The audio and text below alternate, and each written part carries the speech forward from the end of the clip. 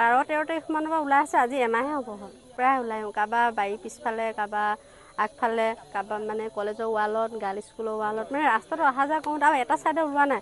কোনোবা দিনা এইটো চাইডে ওলাব, কোনোবা দিনা সিটো চাইডে ওলাব। আজি ইয়াত 3টা ওলাইছিলে, এনেই 5টা আছে বাঘ। ভয়টো যথেষ্ট খাবই লাগিব, বাঘ হয়। বাঘক লৈ পিনি মানুহে জীয়াই থাকিব নোৱাৰে।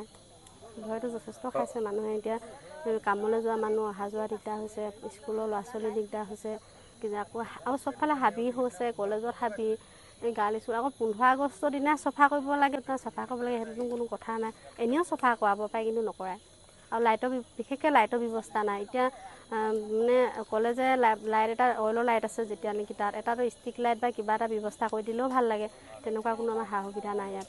বন বিভাগক খবৰ দিছে, কিন্তু অহা নাই এতিয়ালৈকে। আজিও খবৰ দিছিলে, যেতিয়া প্ৰথম যিজনে দেখিছিলে, দেখাৰ লগে লগে আমাৰ ল'ৰাবিলাক ওলাই গৈছিলে, ফটকা চটকা ফুটাই দিলে তেখেতলোকে, কিন্তু বন বিভাগ এতিয়ালৈকে অহা নাই। আৰক্ষীক ফোন কৰিছিলোঁ, তেওঁলোকে আহিছিলে, কিন্তু কাৰোবাৰ গৰু খাইছে, ছাগলী, গাহৰি, কুকুৰা, হাঁহ চবেই খাইছে।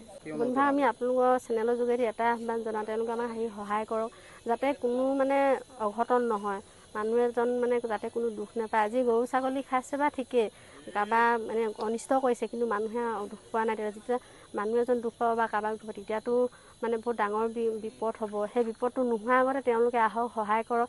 তেওঁলোকক যদি আমাৰ গাঁৱৰ ৰাইজক সহায় লাগে, গাঁৱৰ ৰাইজেও তেখেতলোকক সহায় কৰিব। তেখেতলোকে আমাক সহায় কৰক, আমি তেখেতলোকক সহায় কৰিম। বাঘ ওলাইছে। এতিয়া আজি আমাৰ এই মেডিকেল এখন আছে, মেডিকেলখন কিনাৰতে 2টা দিন হৈছে ওলোৱা। আগতে এদিন ওলাইছিলে, আজিও ওলাইছে।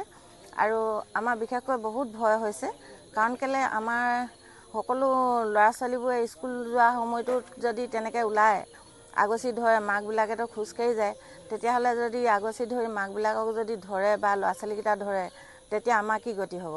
আৰু বিশেষকৈ ৰাতি এতিয়া আমাৰ সকলো মানুহে ৰাতি, আমাৰ কিছুমান ব্যৱসায়ী কৰা আছে, দোকান বজাৰ আছে, কিছুমান ধৰক চাকৰি আছে, তেওঁলোকে ৰাতি আহে।